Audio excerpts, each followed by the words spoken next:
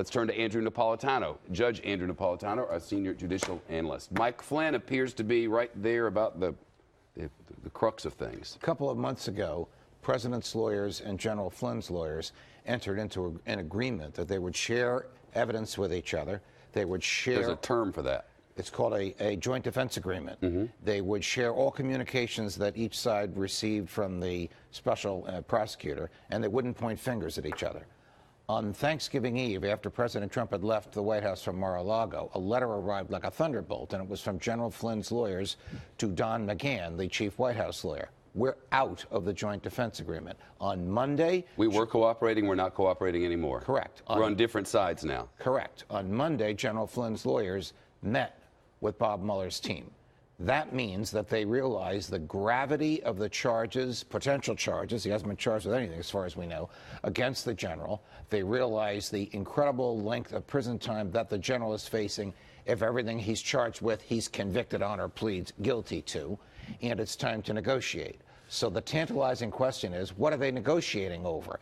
What does General Flynn have or know that would be of interest to Special Counsel Mueller? Well, we know he has a story to tell because his lawyer told us that quite some time ago. He has a story to tell. He just needs to be able to tell it. He would need to be able to tell a story that would involve President Trump and some... Why?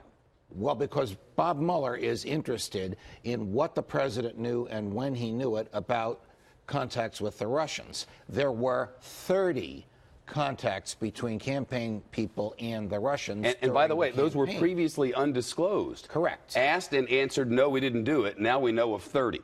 So what did General Flynn know? When did he know it? What did the president know? When did he know it? What did Attorney General Sessions know, and when did he know it? General Sessions is a problematic issue for the administration because he testified under oath several times he didn't know about these things. And then we learned that he did. Well, then we learned that he was in a room where they were discussed. But he said he didn't remember it. It's hard to believe that he didn't know about it. So General Flynn probably is the linchpin here. Now, why is Jared Kushner being asked about General Flynn? Because one way to assure General Flynn's cooperation is to indict him anyway, to sort of keep his feet to the fire.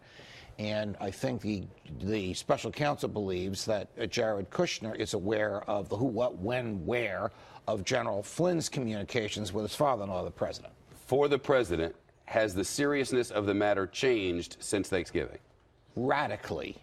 If I could modify your question slightly to since Thanksgiving Eve, this letter arrived Wednesday night, radically, because according to Jim Comey, the former FBI director, the president's primary focus was on the government not prosecuting Mike Flynn.